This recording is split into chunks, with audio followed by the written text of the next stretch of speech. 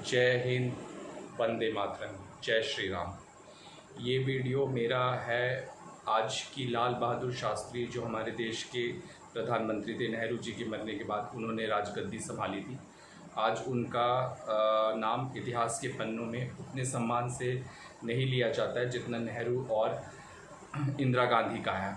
वो थोड़ा सा गुम से गए हैं, जिन्होंने सही माने में जय जवान जय किसान का नारा दिया था और चीन के छक्के छुड़ा दिए थे। और अमेरिका और भारत ने अमेरिका, रसिया, सब जगह अपनी एक नई साठ, एक नई पहचान बनाई थी और पाकिस्तान के भी छक्के छुड़ा दिए थे। और वो लाल बहादुर शास्त्री को उतना मान सम्मान कांग्रेस क्यों नहीं देती है, ये एक बड़ा प्रश्न चिन्ह है। जिन लाल बहादुर शास्त्री ने जय जवान जय किसान का नारा दिया और उनका जीवन हमेशा गरीबी में बीता, वो एम्बेसडर कार भी उनकी लोन पे ली गई थी, और जो कि एक देश के बहुत बड़े उच्च कोटि के प्रधानमंत्री थे, उनका गुणगान कांग्रेस सरकार क्यों नहीं करती है, ये समझ से परे है। एक परिवारवाद में सिमट जाना किसी भी पार्टी के लिए अच्छा नहीं होता है, और यही कारण है कि कांग्रेस आज पतन के रास्ते पर है। तो लाल बहादुर शास्त्री को एक सम्मान और एक सम्मान की ज़रूरत थी जिसे नहीं मिला, और उनकी ताशकंद में मौत भी एक बहुत बड़ी रहस्यमयी मौत थी, जिसकी आज भी गुत्थी सुलझी नहीं है। उनकी मौत एक प्रश्न चिन्ह थी कि अचानक क्या हुआ कि उनका हृदय गति रुकने से निधन हो गया, जो कि कांग्रेस ने हमें बताया है। और लाल बहादुर शास्त्री ने 1965 की लड़ाई में पाकिस्तान को छक्के छुड़ा दिए थे और हमेशा जय जवान जय किसान का, और उनके शासनकाल में देश उन्नति के परम शिखर पे था। तो कांग्रेस ने लाल बहादुर शास्त्री का वो सम्मान नहीं किया जिसके वो हकदार थे। लाल बहादुर शास्त्री के शासनकाल में, सिर्फ 2.5 साल के शासनकाल में, उन्होंने देश की अर्थव्यवस्था को ही नहीं मजबूत किया था, बल्कि देश को गौरवान्वित किया था। हर क्षेत्र में उन्होंने देश को गौरवान्वित किया था, चाहे वह कृषि का क्षेत्र हो, चाहे वह सेना का क्षेत्र हो। जिस 1962 की लड़ाई में, नेहरू जी की 62 की लड़ाई में हम अपनी बहुत बड़ा क्षेत्रफल गवा दिए थे, आज उस और 1965 की लड़ाई में लाल बहादुर के नेतृत्व में हमें फतह मिली थी और हमें एक बहुत बड़ी जीत मिली थी, जिसकी हम कल्पना मात्र से ही हमारा रोम रोम पुलकित हो जाता है और रोमांचित हो जाता है। उन लाल बहादुर शास्त्री को वो सम्मान, वो चीज़ देना फर्ज बनता था कांग्रेस पार्टी का, जिन्होंने कभी भी नहीं दिया। लाल बहादुर शास्त्री एक महान नेता ही नहीं थे, एक ईमानदार व्यक्तित्व के धनी थे।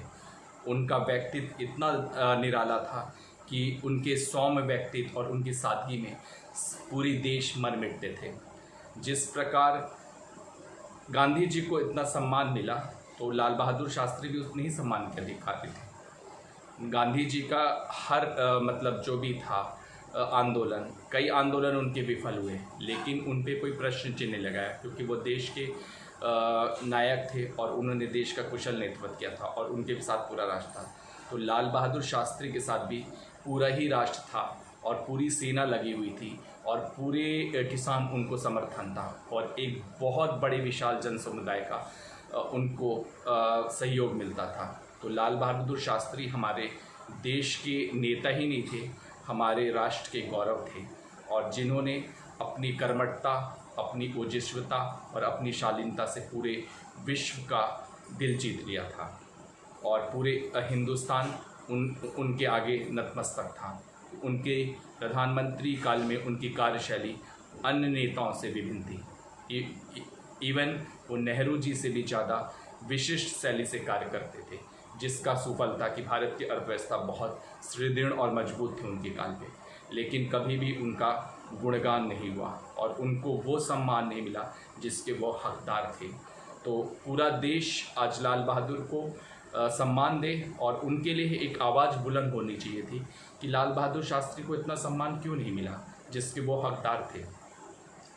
उन्होंने 1962 में 65 की लड़ाई में जिस तरह से पटकनी दी पाकिस्तान को, वो काबिल तारीफ़ था और पूरा विश्व हैरान था कि इतनी छोटी सी सीमित संसाधन में, जैसे हमारे पास उस समय बहुत सीमित संसाधन था सेना पे, और सेना मतलब सेना का बाहुबल था, और एक जो प्रधानमंत्री था जो कि नेतृत्व करता है, कुशलता है, उसका सुफल था। हम 1962 की लड़ाई में क्यों पराजित हो गए थे?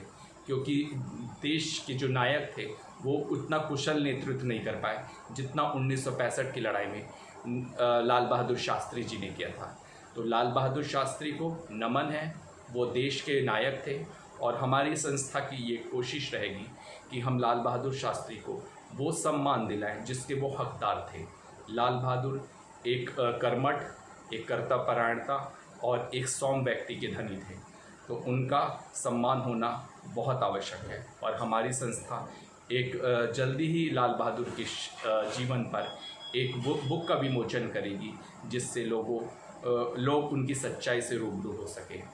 वो छोटे से काल में उन्होंने गंगा जी को तैर कर गए, पढ़ने के लिए गए, गरीबी उन्होंने बहुत अपनी महसूस की थी, तो वो गरीबों का दर्द समझते थे। जो प्रधानमंत्री गरीबी में पलता है तो वो गरीबों का दर्द समझता है। अफसोस है कि अन्य प्रधानमंत्री गरीबों के दर्द को उतना महसूस नहीं कर रहे। जो सोने के पालने में पैदा होगा तो वो क्या गरीबों को दर्द पाएगा? वो तो आलू की मशीन स्थापित करेगा, और ऐसी मशीन स्थापित करेगा कि वो सोना उगल दे। तो ऐसे नेता को हम क्या कहेंगे? क्योंकि उन्होंने गरीबी नहीं देखी है। लाल बहादुर शास्त्री ने गरीबी देखी थी, और अपने कर्मठता और अपने बल पे वो ऐसा मुकाम पाए थे। उनके पास असीम ज्ञान का भंडार था, जिसका देश ने सिर्फ 2.5 साल मात्र में बहुत ज़्यादा फ़ायदा उठाया। अगर शायद वो 15 साल या 16 साल तक शासन करते तो आज देश की तस्वीर ही कुछ होती। देश को इमरजेंसी का दुख नहीं झेलना पड़ता। अगर लाल बहादुर शास्त्री होते तो देश इमरजेंसी का इमरजेंसी का दर्द नहीं झेल पाता। हिटलरगिरी हुई थी उस इमरजेंसी काल में, लेकिन किसी ने भी उचित प्रश्न चिन्ह नहीं लगाया कि इमरजेंसी क्यों हुई। विद्रोह तो हुआ, और उस इमरजेंसी की सच्ची तस्वीर आज की युवा पीढ़ी के पास नहीं रखी गई। तो उस इमरजेंसी का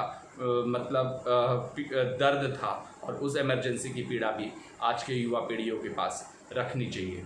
तो लाल बहादुर शास्त्री हमारे एक महान नायक, एक हमारे महान नेता और एक महान व्यक्तित्व के स्वामी थे। उनको हमारी संस्था नमन करती है, और जल्दी ही हम उनकी आत्म जीवन पर एक पुस्तक का विमोचन करेंगे। थोड़ा समय लगेगा, लेकिन हम जरूर करेंगे, और वो सम्मान लाल बहादुर शास्त्री को मिलना ही चाहिए जिसके वो हकदार थे। इसी के साथ मैं अपना वीडियो समाप्त करता हूँ। जय हिंद, जय भारत। और अगर हमारे चैनल को आपने लाइक नहीं किया, सब्सक्राइब नहीं किया, तो जल्दी से लाइक करें, सब्सक्राइब करें, और वीडियो हमारा ज़्यादा से ज़्यादा शेयर करें, और जिससे हमें मोटिवेशन मिल सकता है, और ऐसा ही वीडियो बनाकर हम आपके समक्ष हमेशा प्रस्तुत हो। हमारी संस्था की यही कोशिश है कि देश और समाज को जागृत करना, और एक ऐसे समाज की आधारशिला रखना जो भारत सोने की चिड़िया कहलाता था, वो फिर से स्थापित हो सके। और हम लेनिन और कार्ल मार्क्स के बहुत बड़े फ़ैन हैं, और उन्हीं के पद चिन्हों पर चलते हुए हम समाज को बदलेंगे और उस एक नई आधारशिला का शिलान्यास करेंगे। जय हिंद, जय भारत, वंदे मातरम।